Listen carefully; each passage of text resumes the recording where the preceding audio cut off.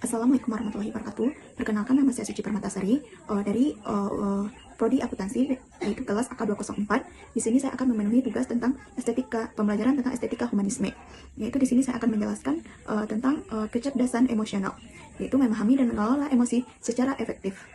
Selanjutnya, di sini tentang pendekatan terhadap kecerdasan emosional, yaitu fokus utama mencakup pengenalan emosional diri sendiri dan orang lain, serta cara mengelola secara efektif dalam berbagai situasi sosial dan profesional. Selanjutnya yaitu tentang kecerdasan emosional adalah kemampuan mengenali, memahami, dan mengelola emosi pribadi serta orang lain untuk mencapai interaksi yang harmonis. Yaitu kembangan strategisnya, keseimbangan antara logika dan perasaan sangat penting untuk meraih kesuksesan jangka panjang dan kehidupan dan karir. Implementasi efektifnya mengintegrasikan kecerdasan emosional ke dalam pengambilan keputusan sehari-hari untuk hasil yang lebih optimal dan stabil. Selanjutnya itu tentang sejarah dan tokoh utama emosional inteligensi. Pelopor konsep global yang pertama itu Daniel Goleman, yaitu mempopulerkan kecerdasan emosional. Itu dia sebagai tokoh utama. Dan selanjutnya itu dampak globalnya, yaitu menyebarkan konsep EQ di seluruh dunia. Selanjutnya itu pergeseran paradigma, yaitu transisi IQ ke IQ, yaitu menggeser dominasi kecerdasan intelektual. Selanjutnya kontribusi utama pentingnya emosi dalam keberhasilan hidup, evaluasi 2022, kebutuhan EQ yang semakin meningkat pesat.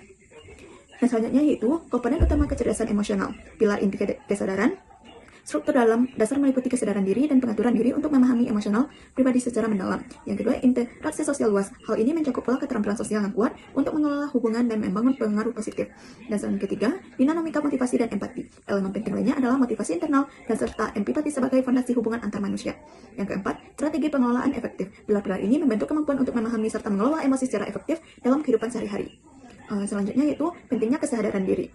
100% fondasi lebih awal, inti manajemen diri, efektif dalam bekerja. Yang pertama, memahami diri sendiri adalah langkah utama yang krusial dalam mengelola emosi.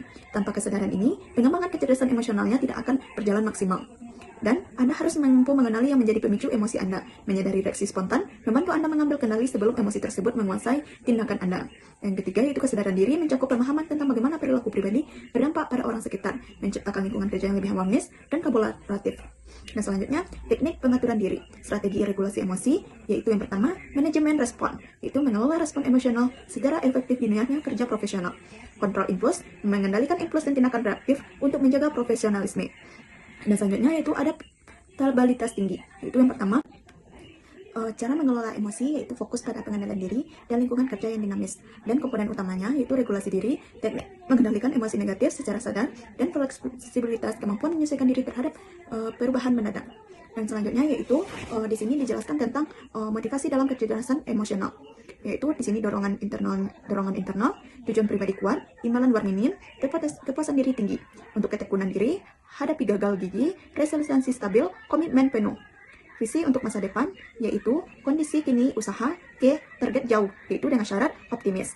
Ini sangat penting dalam mencapai target jangka panjang meskipun menghadapi rintangan yang sulit. Untuk fokus utamanya itu intrinsik dan status etosnya tangguh. Konteks motivasi, peran dorongan internal, melibatkan dorongan internal yang melampaui uang atau status untuk mengejar tujuan dengan energi dan kegigihan yang berkelanjutan. Selanjutnya yaitu peran empati dalam interaksi sosial. Fondasi hubungan antar pribadi yaitu memahami perspektif dan perasaan orang lain adalah kunci utama dalam membangun harmoni sosial, yaitu koneksi mendalam. Yang pertama, memahami perspektif individu. Kedua, membangun hubungan interpersonal. Yang kedua, itu dinamika kelompok, yaitu meningkatkan sensitivitas sosial, mengelola emosi dalam kelompok. Faktor pengaruh empati, sensitif sosial tinggi, keharmonisan grup efektif. Manfaat utamanya, empati memungkinkan kita untuk mengelola emosi secara efektif dan merespon kebutuhan orang lain dengan tepat dan berbagai situasi sosial. Selanjutnya, keterampilan sosial dan komunikasi internasional, dinamika kolaborasi dan empati. Jaringan dan empati membangun kolaborasi solid melalui pemahaman emosi yang mendalam. Komunikasi persuasif, EQ berperan vital dalam mencapai tujuan bersama secara harmonis. Efektivitas interaksi, yaitu kolaborasi berbasis EQ 85% dan untuk negosiasi dan konflik 78%. Area dampak utama, penyelesaian konflik sangat tinggi dan komunikatif persuasif sangat efektif. Untuk kecerdasan emosional di dunia kerja, keterampilan paling krusial yaitu prioritas utamanya, prevalensi profesional sebanyak 40%, adaptasi lingkungan 30%, interaksi sosial 20%, dan ketahanan kerja 10%. Eki telah menjadi keterampilan profesional paling krusial di era digital, memahami dinamika emosi membantu individu menavigasi tentang karir dengan lebih efektif. Dan untuk produktivitas dan kepemimpinan, yaitu dengan mesin performa, empati pemimpin 35%, sinergi tim kerja 30%, komunikasi efektif 25%, dan motivasi internal 10%. Kepemimpinan yang empatik mampu meningkatkan produktivitas tim secara signifikan dengan menciptakan lingkungan kerja yang aman dan mendukung. Wawasan utamanya, integrasi kecerdasan emosional dalam praktik kerja harian bukan sekadar pilihan, melainkan fondasi bagi kesuksesan jangka panjang dan kesejahteraan organisasi.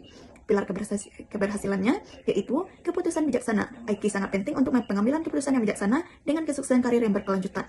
Selanjutnya, manajemen emosi, yaitu kemampuan mengelola stres dan konflik di tempat kerja melalui pendekatan emosional yang cerdas dan tenang. Selanjutnya yaitu strategi dan langkah praktis kemampuan emosional. Mendengarkan aktif dan mendalam. Langkah praktis harian untuk mengasahkan kemampuan emosional melibatkan teknik mendengar secara aktif dan empatik. Pengelolaan diri harian yaitu dengan refleksif pakai interaksi. Melakukan refleksi diri rutin setelah berinteraksi guna mengelola emosi lebih efektif dalam kehidupan sehari-hari. Selanjutnya, analisis fokus harian. Kesadaran diri 90% vs kendali emosi sebanyak 50%. Latihan rutin merupakan pendorong utama dalam meningkatkan kualitas hubungan sosial dan stabilitas mental. Manfaat jangka panjang, dampak strategis utamanya, meningkatkan kualitas komunikasi interpersonal, memperkuat ketahanan mental dan regulasi diri, mengoptimalkan pengambilan keputusan berbasis emosi. Selanjutnya, manfaat jangka panjang EKI, yaitu kecerdasan emosional memberikan fondasi kuat bagi kesehatan mental dan kesuksesan karir melalui pengelolaan emosi yang efektif dan berkelanjutan, yaitu dengan pencegahan stres berlebihan dan kelelahan mental dalam lingkungan kerja yang lebih penuh tekanan. Ketahanan mental membangun ketahanan resilience yang lebih kuat untuk menghadapi tantangan hidup secara adaptif. Ringkasan dari referensi sekian mungkin yang bisa saya sampaikan. Assalamualaikum warahmatullahi wabarakatuh.